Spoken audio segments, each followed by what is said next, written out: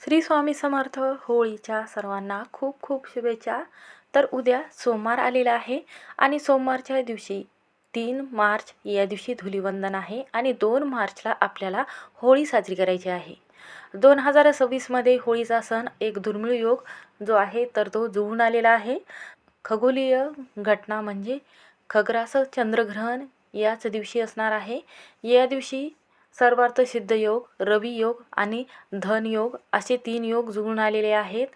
तर होलिका दहन आपल्याला उद्या संध्याकाळी 6 ते 8 वाजेपर्यंत होलिका दहन करायचं आहे.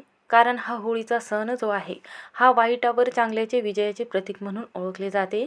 या दिवशी भक्त प्रल्हादाने श्रीहरी विष्णूचे नामस्मरण करून आपल्याबद्दल कृतज्ञता व्यक्त करून स्वतःचे रक्षण होलिका दहनद्वारे आसुरी शक्तीचा नाश करून या दिवशी भक्त प्रल्हादाने आपले जीव वाचवले होते. म्हणूनच हा सण होलिकेचे दहन म्हणून साजरा केला जातो. तर या दिवशी वर्षातील सर्वात मोठे चंद्रग्रहण होळीच्या दिवशीच होत असून ते संपूर्ण भारतामध्ये आपल्याला पाहायला मिळणार आहे. खग्रास चंद्रग्रहण याला ब्लड मून असं सुद्धा म्हटलं जातं. कारण ग्रहणावेळी चंद्र लालसर दिसतो. तर हे ग्रहण दुपारी 3:20 सुरू होणार आहे आणि संध्याकाळी 6:34 वाजता समाप्ती होणार आहे. भारतात ग्रहणाचा शेवटचा टप्पा सायंकाळी 6:26 ते 6:46 दरम्यान राहणार आहे.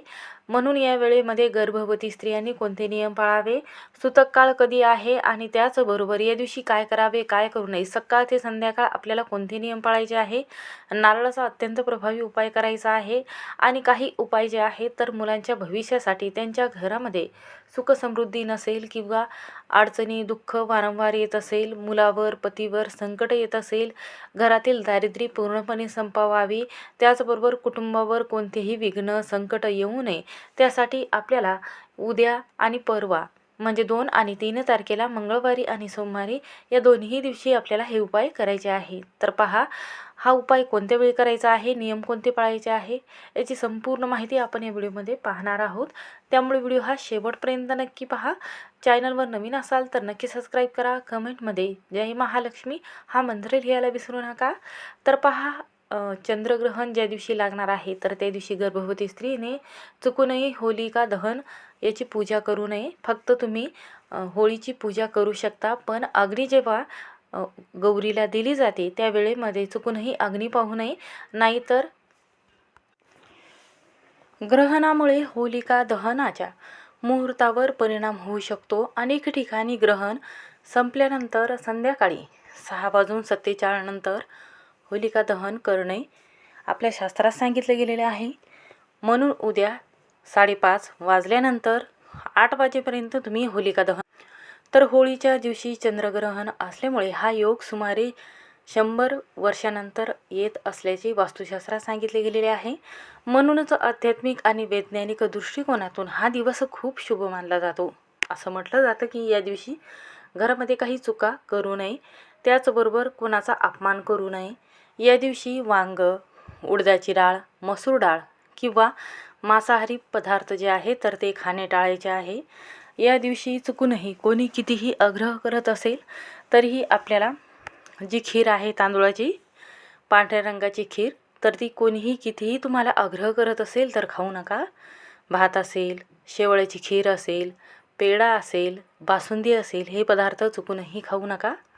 सर्वात महत्त्वाची गोष्ट म्हणजे काय तर पहा, या दिवशी कोणी पान आपल्याला खाण्याकरिता आग्रह करत असेल तर या दिवशी चुकूनही आपण जे पान आहे विड्याचं पान ते चुकूनही खायचं नाही. कारण हा दिवस तांत्रिक क्रिया करण्यासाठी अत्यंत शुभ मानला जातो. या दिवशी असं म्हटलं जाते की संध्याकाळी आपण जे काही उपाय करतो त्या उपायाने आपल्या मुलांवर आणि आपल्या पतींवर कोणतेही संकट विघ्न येत नाही. म्हणूनच या दिवशी आपल्याला होळीच्या दिवशी आणि धुलिवंदनच्या दिवशी तुम्ही उपाय करू शकता. तर जास्तीत जास्त होळीच्या दिवशी उद्या आपल्याला उपाय करायचे आहेत. चंद्रग्रहण आपल्याला आवर्जून पाळायचं आहे. आपल्या घरामध्ये वृद्ध व्यक्ती असेल किंवा गरोदर स्त्री असेल तर त्यांनी चंद्रग्रहण पाहू नये. याचे विपरीत परिणाम आपल्याला पाहायला मिळतील. तर पहिला उपाय आहे, आपल्या वैवाहिक जीवनामध्ये अडचणी येत असेल किंवा लग्न कार्य लवकर जुळावं किंवा घरामध्ये सुखसमृद्धी राहावी आणि वर्षानुवर्ष आपल्या घरामध्ये धन संपत्ती वाढावी, त्यासाठी आपल्याला होळीच्या दिवशी हा एक उपाय, आपल्या सर्व संकटावर मात होण्यासाठी हा उपाय करायचा आहे. तर आपल्याला संध्याकाळी एक नारळ घेऊन यायचं आहे. जेव्हा तुम्ही होलिका दहन करता त्या अगोदर आपल्याला हे नारळ घेऊन यायचं आहे. संपूर्ण नारळ आपल्याला सोलून घ्यायचं आहे. त्यानंतर स्वच्छ पाण्याने आपल्याला याला धुवून घ्यायचं आहे. पहा, असं नारळ आणायचं आहे ज्या नारळाला 3 डोळे असतात. जे नारळ जे आहे तर हे लक्ष्मी स्वरूप म्हटलं गेलेलं आहे. या नारळाला एकाक्षी नारळ असं म्हटलं जाते. एक डोळा फोडून किंवा छिद्र करून त्यातील सर्व पाणी बाहेर काढावे आणि त्यामध्ये पूर्ण तूप भरावे. तूप नारळामध्ये गच्च भरल्यानंतर एका कोऱ्या कागदावर आपल्याला ज्या काही अडचणी असतील तर त्या सविस्तर एका पानावर लिहून त्या नारळावर ती चिठ्ठी धरावी आणि लाल किंवा काळ्या धाग्याने नारळाला पूर्ण गुंडाळायचं आहे आणि नारळ कुठेही दिसला नाही पाहिजेत अशा प्रकारे पूर्ण दोऱ्याने नारळाला आपल्याला वेष्टन करून ते नारळ होळीत विसर्जन करायचं आहे. त्या अगोदर आपल्याला मुख्य उंबरवट्यावर 7 वेळा उतरून घ्यायचं आहे आणि त्यानंतर नारळ विसर्जन करत असताना मनोमन अग्निदेवाला प्रार्थना करायची आहे की माझ्या घरामध्ये सुखसमृद्धी राहू द्या. घरातली जेवढी इडापिडा आहे ती दूर होऊन प्रत्येक कामामध्ये मला यश मिळू द्या आणि मुलावर व पतींवर शत्रुपीडा नकारात्मकता नजरबांधा केलेली असेल तर ती कमी होऊ द्या. त्यानंतर आपल्याला दुसरा उपाय करायचा आहे, ते म्हणजे आपल्या घरामध्ये धन किंवा पैसा आकर्षित होत नसेल, घरामध्ये कोणतेही काम सक्सेस होत नसेल, त्यासाठी आपल्याला हा एक उपाय करायचा आहे. तर काय करायचं आहे, आपल्याला इथे 2 विड्याचे पानं घ्यायचे आहे. त्यानंतर आपल्याला काय करायचं आहे, तुपात भिजवलेल्या 2 लवंगा घ्यायच्या आहे. एक बताशा त्यावर ठेवायचा आहे आणि त्यानंतर ही सर्व सामग्री आपल्याला काय करायची आहे, उजव्या हातामध्ये घ्यायची आहे आणि जेव्हा तुम्ही होळी दहन करता त्यावेळेमध्ये विड्याचं पान, त्यावर 2 लवंग ठेवलेला, एक बतासा ठेवलेला आहे आणि थोडंसं तूप टाकायचं आहे. ज्या लवंग आहेत तर त्यावर तूप टाकून हे सर्व जे साहित्य आहे तर ते होळीच्या अग्नीमध्ये प्रवाहित करायचं आहे. यामुळे काय होते की घरामध्ये सुखसमृद्धी राहत असते. होळीच्या रात्री मोहरीच्या तेलाचा चौमुखी दिवा जो आहे तर तो मुख्य प्रवेशद्वारावर सकाळीच लावायचा आहे. आंघोळीच्या पाण्यामध्ये थोडंसं गोमूत्र टाकायचं आहे आणि कडुलिंबाचा जो पाला आहे तर तो टाकायचा आहे. यामुळे काय होते की नकारात्मकता दूर होते आणि लक्ष्मीनारायणाचा आशीर्वाद देखील प्राप्त होतो. म्हणून चौमुखी दिवा आपल्याला सकाळी लावायचा आहे. त्यामध्ये आवर्जून मोहरीचं तेल टाकायचं आहे आणि थोडेसे काळे तेल टाकायचे आहे. मुख्य प्रवेशद्वारावर आपल्याला जे गोमूत्राचं पाणी आहे किंवा खरी त्रुटीचं पाणी आहे तर ते टाकून स्वच्छ करून घ्यायचं आहे आणि तिथे आपल्याला हा दिवा लावायचा आहे. रांगोळी, लेपन किंवा स्वस्तिक हे काढायचं आहे आणि इथे 11 पानाचं आंब्याचं तोरण बांधायचं आहे. पहा, आंब्याचं तोरण बांधल्यामुळे काय होते, घरामध्ये सुखसमृद्धी येते आणि घरातली जेवढी नकारात्मकता आहे ती दूर होत असते. म्हणून आपल्याला आंब्याचं तोरण बांधायचं आहे. आणि त्यानंतर काय करायचं आहे, हा जो दिवा आहे संध्याकाळून आपल्याला जेव्हा माता लक्ष्मी घरामध्ये प्रवेश करते त्यावेळेमध्ये आपल्याला हा दिवा उचलायचा आहे आणि जिथे होळी पेटवलेली आहे तर होळी पेटवत असताना होळीमध्ये प्रज्वलित करायचा आहे. त्यानंतरचा तिसरा उपाय आहे की आपल्या नोकरी संबंधित आपल्याकडे पैसा येतो पण पैसा जर टिकत नसेल, घरामध्ये सुखसमृद्धी राहावी, ऐश्वर्य धनसंपत्तीमध्ये आपल्याला बांधा येत असेल, कोणतंही काम पूर्ण होत नसेल, घरामध्ये अडचणी येत असेल, आजारपण वाढत आहे, तर तुमचे पैसे कुणाकडे फसलेले असतील तर 11 गोमूत्री चक्र हातामध्ये घेऊन पेटत्या होळीला 11 प्रदक्षिणा घालायच्या आहेत.